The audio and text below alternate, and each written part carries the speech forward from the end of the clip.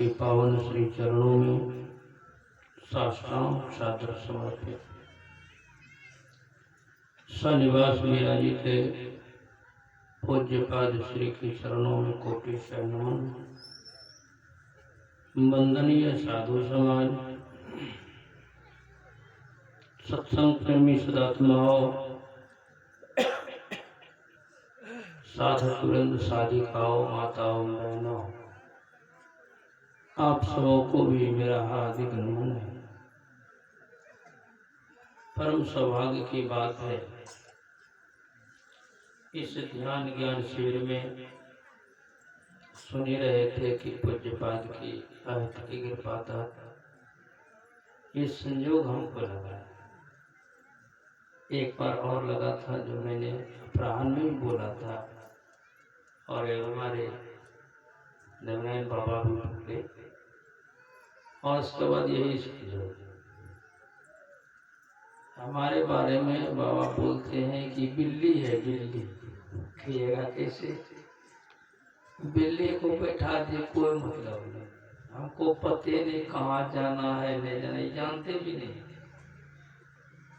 यहाँ आए तब जा, वही जहाँ जहाँ मन होता है ले जाते हैं।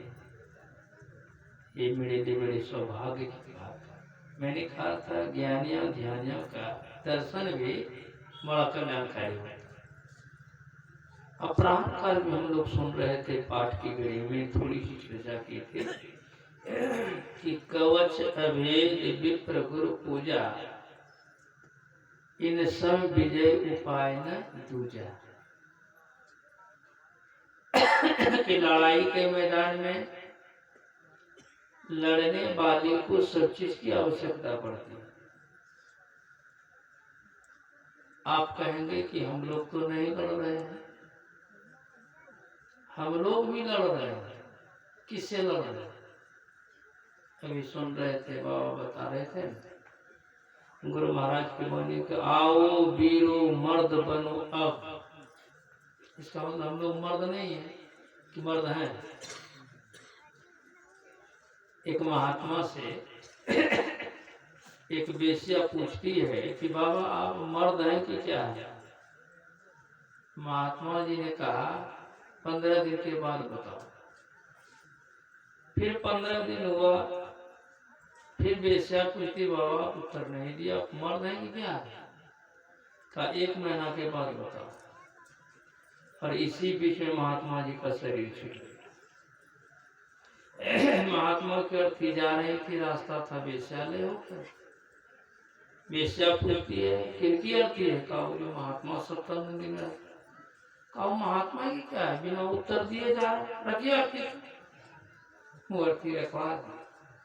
हर जाती है महात्मा के पास, कहते बाबा आप उत्तर नहीं दिए, मर्द है कि क्या है? महात्मा जी उठ करके बैठ कर मैं मर्द हूँ, मर्द। कहा बाबा तो पहले भी जानती थी कि आप मर्द हैं, तो फिर 15 दिन महीना दिन क्यों कर रहे थे? कहा इसलिए कि डर था कि कहीं कोई गलती नहीं हो जाए, भूल नहीं हो जाए, इसलिए नहीं बता रहा था। और गुरु महाराज कहते हैं हम लोगों को मर्द बनने की, मर्द बनिए। अभी हम लोग मर्द नहीं है। संत कबीर साहब की वाणी में एक पुरुष असकल जग नारी। आप कहेंगे को मोछ है, दाढ़ी है, तो मर्द कैसे नहीं है? मोछ दाढ़ी से क्यों मर्द होता है? होता है। अब मोछ दाढ़ी नहीं तो औरत होती है। आप देखे होंगे, आप लोग भी खेले होंगे नाटक, लड़के लड़की बन जाती है, वो क्या लड़की हो गई? कोई कहेंगे नहीं। मर्द बनने का मतलब है अपने मन पर सवार होना। यही मनमति अमेट करता है।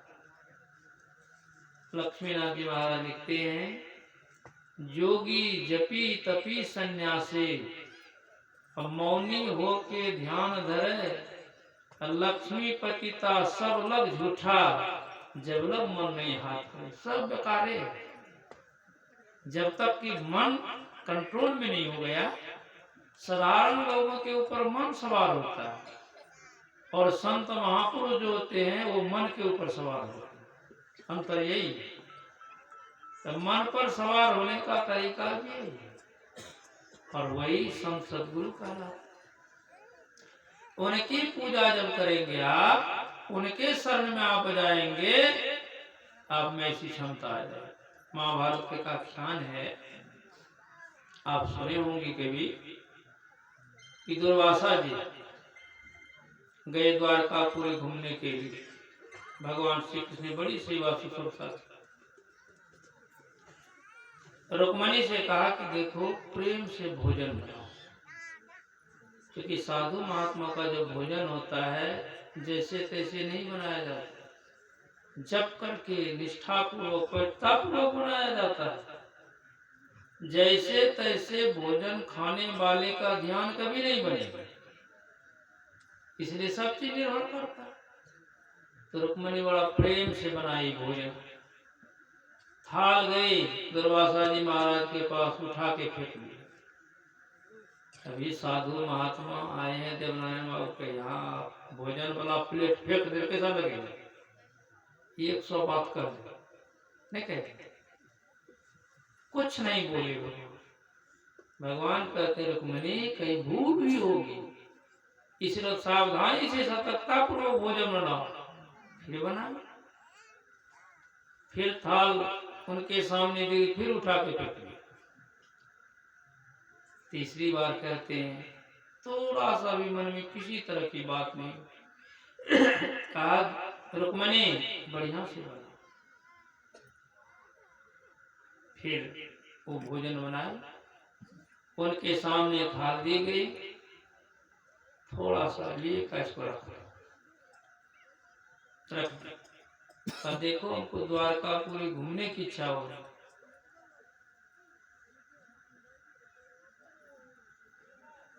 कहा गुरुदेव कैसे घूमेंगे? कहा उस रथ पर घूमूंगा जिस रथ में तुम और रुक्मणी दोनों खींचे। क्योंकि भगवान श्री कृष्ण ने अच्छा घोड़ा लेकर के रथ में बिठवा करके सामने हाजिर कर दिया। कहा नहीं, इस रथ पर नहीं, एक बगल तुमको एक बगल रुक्मणी को खींचना पड़ेगा, तब हम घूमेंगे। भगवान सोचते हैं रुक्मणी से कैसे कहा जाएगा, यदि वो नकार दी तब। फिर भी भगवान से कृष्ण जाते हैं रुक्मणी को चुपचाप सहमे से खड़े। रुक्मणी घूमती है, नाथ ये स्थिति का बड़ी समस्या का क्या? का गुरुदेव द्वारकापुरी घूमना चाहते, का घुमा दीजिए। का रथ मैंने तैयार करके उनके सामने हाजिर किया, का इस रथ पर नहीं घूमूंगा। तब का इस रथ में एक और तुमको एक और रुक्मणी को खींचना पड़ेगा, तब हम घूमेंगे। का नाथ ये सौभाग्य की बात है कि तुझ स्वरूप गुरु की सेवा में आ जाए, इससे बढ़कर के क्या होगा? चलिए। जो उनको भय था, संकोच था भगवान श्री कृष्ण को, वो खत्म हो। चले गए भगवान श्री कृष्ण और रुक्मणी रथ में जुट गई। दुर्वासा जी चढ़ गए रथ पर, ले लिया कोड़ा। थोड़ा धीरे रथ बढ़ा कि जोर से कोड़ा भगवान श्री कृष्ण के शरीर पर फैल दिया दुर्वासा जी। भगवान मूर्छित होकर के गिर।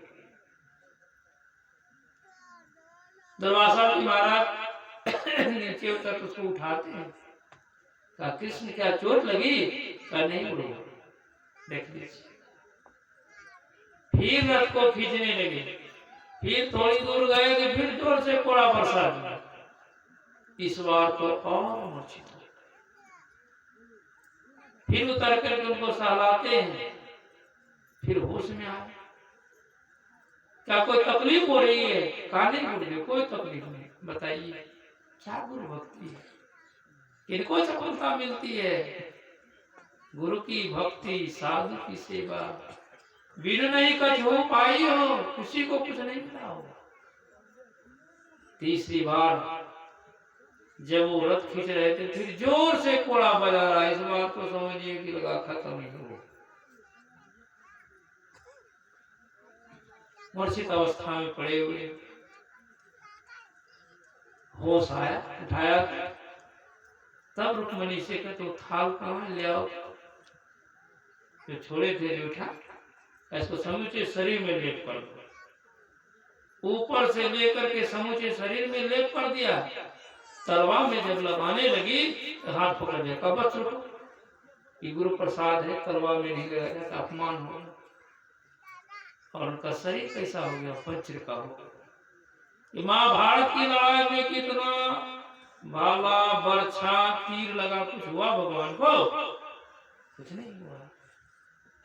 इसीलिए कहते हैं कवच अभेद विप्र गुरु पूजा। विप्र का मतलब संत। आप पढ़ेंगे काव्यचंडी संवाद में, रामायण में है, अब जनि करहु विप्र अपमाना, जानो संत अनंत समाना। काव्यचंडी से कहा है, भगवान शंकर की वाणी है, आज से भूल करके भी विप्र का अपमान मत करना। अब जनि विप्र करो अपमाना, क्यों? जानो संत अनंत समान। संत जो होते हैं वो परमात्मा के समान होते हैं। इसलिए विप्र गुरु की पूजा करने के लिए कहते हैं, जो उनके चरण शरण में जाकर के ध्यान करते हैं उनका जीवन महान होता। और ध्यान क्या एक दिन करने का चीज है? अरे यहाँ तो ध्यानाभ्यास का शिविर लगाया गया है अभ्यास बढ़ाने के, लेकिन जीवन पर्यंत स्वामी विवेकानंद ने कहा कि जब तक अपने लक्ष्य की प्राप्ति नहीं कर लेते तब तक मुस्तैदी से ध्यान करना चाहिए, मुस्तैदी से। इसलिए गुरु महाराज क्या लिखे, ध्यानाभ्यास करो सद सद ही। अर्थ क्या हो? एक दिन कर ले, 2 दिन छोड़ दे, 5 दिन छोड़ दे, नहीं। कैसे करना है? चातक दृष्टि बनाई। और चिड़िया का नाम क्यों नहीं लिए गुरु महाराज? कोई कारण होगा ना? चातक चिड़िया की विशेषता है, वो स्वाति नक्षत्र के बुंद को ही ग्रहण करती है, और यदि वो बुंद नहीं मिलेगी उनको तो फिर साल भर उसी की प्रतीक्षा में रहेगी। यदि कोई उसके चोंच को पकड़ के गंगा जल में भी डुबा देंगे तो चोंच बंद कर लेती है, गंगा जल में नहीं लेती है। इसलिए उसी तरह से हम लोगों को अंतराकाश में गुरुंगित स्थान पर एक टक देखते रहना। कब तक? जब तक उस स्वाति की बिंदु की प्राप्ति नहीं जाती, वहां बूंद की प्राप्ति, वहां बिंदु की प्राप्ति होगा। गुरु महाराज कहते होगा, लखत लखत छवि बिंदु प्रभु की। देखते रहिए, देखते रहिए, पता नहीं कब हो जाएगा। ये 3 तरह से होता है। एक तो पूर्व जन्म के संस्कार वश, आप देखते हैं लोग ध्यान भजन करते करते शरीर छोड़ देते, फिर शरीर में आते हैं, दीक्षा लेते हैं, तुरंत उनकी साधना बन जाती है। क्योंकि संत लोग कहते हैं साधना का अंत नहीं होता है, जहां से आप शरीर छोड़ेंगे वहीं से फिर स्टार्ट होगा। ऐसा नहीं कि पॉजिटिव पीछे आगे नहीं। यदि जब आपका सिद्ध हो गया है, मान ध्यान सिद्ध हो गया है, दृष्टि योग बन गया है, तो वहीं से भी साधना प्रारंभ होगी। तो संस्कार को किसी को पता नहीं। परम पूज्य गुरुदेव बाबा संत श्री साई स्वामी महाराज कहा करते थे, संस्कार को किसी का पता नहीं। अब प्रयास तो सब करते हैं, नहीं करते? जो भी ध्यान में बैठे होंगे, देखते हैं बूढ़े पुराने लोग भी बैठते हैं, क्षमता नहीं है फिर भी प्रयास कर रहे थे। प्रयास है ना, हम लोग भी करते हैं, लेकिन सफलता किनको मिलती है? जिनके ऊपर गुरु की कृपा हो जाती है उनको सफलता मिलती है। आप उस बिंदु को देखने में सफल हो जाएंगे, अंदर में प्राप्ति होगी। लखत लखत है बिंदु प्रभु की, ज्योति मंडल धसिधाई हो, आप प्रकाश मंडल में चले जाएंगे। और प्रकाश मंडल में क्या मिलेगा? राम नाम धुन सत धुन सारा। बहुत तरह का शब्द होता है, उन शब्दों में से एक सार शब्द भी होता है। राम नाम धुन सत धुन सारा, शब्द के अंदर से आई हो। वो शब्द कहाँ से आता है? उसका केंद्र कहाँ है? परमात्मा। ताधुन भजत मिलो प्रभु से मिल, उसी शब्द के सहारे वो साधक, वो ध्यानी परमात्मा से मिल जाएगा, और दूसरा मिलने का कोई उपाय नहीं। इसलिए गुरु महाराज लिखे हैं, एक बिंदुता दूरबीन हो, दूरबीन क्या करे। जिनकी एक बिंदुता हो जाती है, दृष्टि की धार एक हो जाती है, उनके सामने दूरबीन फेल है। दूरबीन से कहां तक देखेंगे हम लोग? कभी देखे हैं? मौका लगा? हम देखे हैं दूरबीन एक बार, अपने क्षेत्र में गए थे सत्संग करने के लिए, सत्संग करके आ रहे थे, और वो लोग क्या करता था, गंगा जी की धारा को देख रहा था दूरबीन में। हमारी भी इच्छा होगी, हम चले उनके पास खड़े हो गए, तो कहते बाबा देखिएगा क्या? इच्छा तो है, वो हट गए। देखिए तो क्या देखते हैं? मैंने देखा एक केवल पेंडुलम हिल रहा है, हिल रहा है। कहे तो पेंडुलम हिल रहा, और कुछ नहीं दिखाई देता। कल का बाबा वहां तक दरिया जाएगी, गंगा जी की दरिया। और आज मैंने देखा तीन टेंगा एक बस्ती है, उसमें दिखाया गया था, हमको बता रहे थे, देखने बाबा ने, दुर्गा थान है ना, ये दुर्गा थान के बगल से गंगा जी जाए, और आज वहाँ गंगा जी है, 1/2 किलोमीटर है। देख लीजिए कब की बात।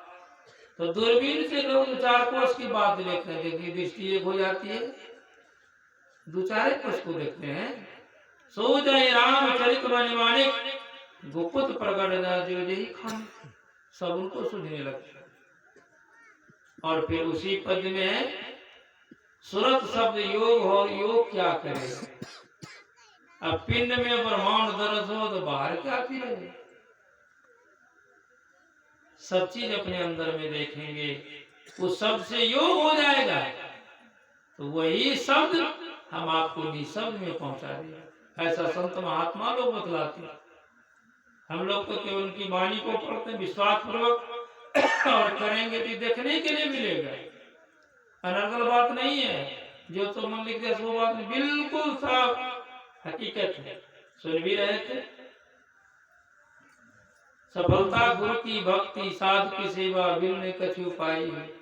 साधु की सेवा करने से क्या मिलेगा?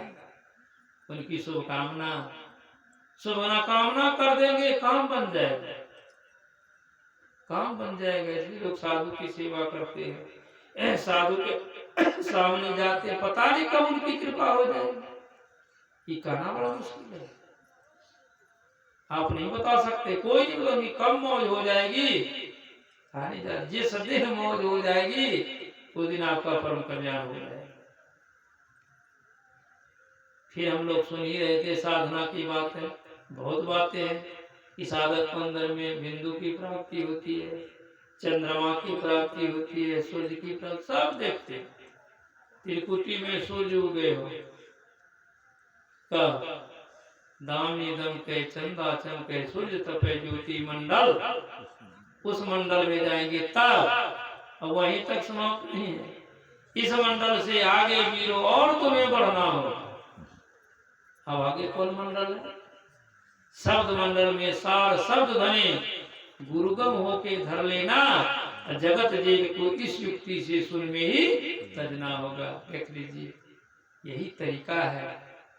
इसीलिए ध्यानाभ्यास हर वक्त करने के लिए कहते हैं। ध्यान में सफलता के लिए सुन ही रहे थे, हर वक्त जप कीजिए। महाराज क्या लिखा? 21,600 जापन हद उपजिया प्या। ये तो काम हो सकता है, चलते बैठते उठते जप कर सकते हैं। और जब जप में आप कुशल हो जाएंगे तो हद उपजिया प्या, तब परेशानी नहीं होगी। यही जप क्या है? मिडिल की पढ़ाई है। इसने बड़ा अच्छा लिखा है, मिडिल रीडिंग, मैट्रिक चांस, आइए लेक्चर बीए डांस। ये संत मत की साधना है। मानस जप, मिडिल की पढ़ाई खूब जप कीजिए, लेकिन यही नहीं होता। हम लोगों ने ध्यान नहीं बनता है। ऐसा कभी करते हैं कि जप नहीं बनता है? जप बनेगा तो ध्यान अपने बनेगा। इसलिए संत महात्मा लोगों का बन गया, इसलिए बताते, हम लोग उसी को दोहराते। कुछ बाबा बराबर कहते, कुकर जो भूकत बिरे सुनी सुनाई बात, हम लोगों के लिए तो ऐसी ही बात। लेकिन जो महापुरुष हैं, साधु महापुरुष हैं, जैसे पूज्यपाल बाबा लोग हैं, जिनकी साधना बन गई है, वो तो प्रत्यक्ष बात बतला। प्रारंभिक अवस्था में सबका मन भागता।